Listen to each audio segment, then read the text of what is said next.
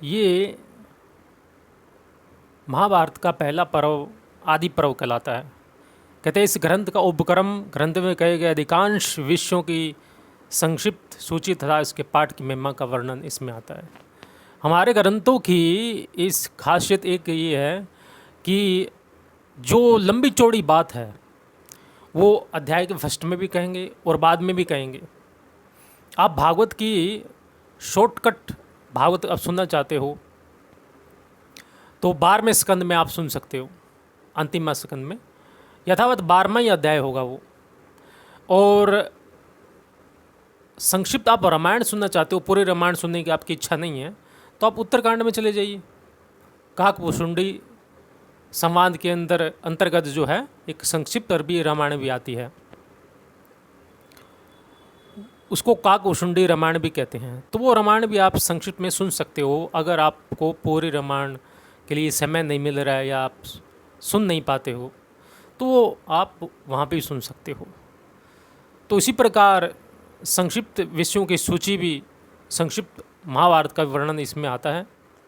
शुरुआत में हर पर्व के जब शुरुआत होती है 18 पर्व की, तो शुरू पर्व में श्लोक बोला जाता है ये नारायणम नमस्कृतम नरम चैव नरोत्तमम देवीं सरस्वती व्यासम ततो जय मुदीरयत। भी प्रसिद्ध ऋषि श्री नारायण तथा श्री नर अंतर्यामी नारायण स्वरूप भगवान श्री कृष्ण तथा उनके नित्य सखा नर स्वरूप नर श्रेष्ठ अर्जुन, उनकी लीला प्रकट करने वाली भगवती सरस्वती, उसके वक्ता महर्षि वेदव्यास जी को नमस्कार कर यानी आसुरी संपत्तियों का नाश करके अंतकर्ण पर देवी संपत्तियों को विजय प्राप्त करके जय का पाठ करना चाहिए, यानी महाभारत एवं अन्य इतिहास पुराण आदि का पाठ करना चाहिए। आसुरी संपदा का वर्णन गीता के 16वें अध्याय में, उस अध्याय का नाम ही आसुर संपद विभाग योग है, तो वहाँ पे जाके आप वो पढ़ सकते हैं। और हो सके तो मैं इसकी भी आसुर संपद विभाग योग की भी व्याख्या करूँगा। तो जय शब्द का अर्थ है महाभारत नामक इतिहास ही है। कहते हैं आगे चलकर कहा गया है कि जयो नामे इतिहासो अयम इत्यादि अथवा 18 पुराण वाल्मीकि रामायण आदि सभी आर्ष ग्रंथों की संज्ञा जय है। मंगलाचरण का श्लोक देकर कहते हैं जान पड़ता है कि ये नारायण शब्द का अर्थ है भगवान श्री कृष्ण, वो तो है ही है। और नरोत्तम का अर्थ है नर रतन अर्जुन। महाभारत में प्राय सर्वत्र इन्हीं दोनों नर नारायण के अवतार के रूप में उसका वर्णन आता है। एक बार ब्रह्मा जी सभा में बैठे हुए थे और उनके पास आसपास बहुत से देवता लोग भी बैठे हुए थे। तो अचानक से 2 व्यक्ति वहाँ से निकलते हैं और वो उसका तेज इतना वो तेज होता है ना, वो चकाचौंध कर देता है उनकी, सूर्य के समान उनका तेज होता है। तो देवता लोग ब्रह्मा जी से पूछते हैं कि ये कौन है। तो ब्रह्मा जी बोले ये नर श्रेष्ठ नर और नारायण है। और नर नारायण आज भी इस कलयुग में भी ये हिमालय में तपस्या कर रहे हैं। किसके लिए? जगत के कल्याण के लिए।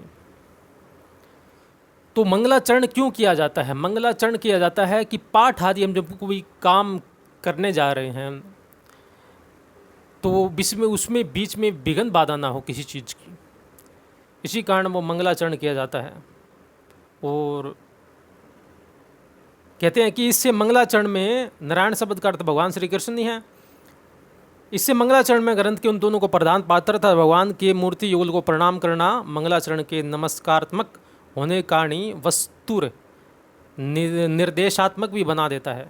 इसलिए अनुवाद में श्री कृष्ण अर्जुन का ही उल्लेख किया गया है। आगे आया है कि ओम नमो भगवते वासुदेवाय, ओम नमः पिताय, ओम नमः प्रजापतिभ्य, ओम नमः कृष्ण देवपायनाय, ओम सर्व विघ्न विनायकेभ्य। कहते हैं ओंकार स्वरूप भगवान वासुदेव को नमस्कार है, ओंकार स्वरूप भगवान पितामह को नमस्कार है, ओंकार स्वरूप प्रजापति को नमस्कार है, ओंकार श्री कृष्ण देवपान को नमस्कार है, ओंकार स्वरूप सर्व विघ्न विनाशक विनायकों को नमस्कार है।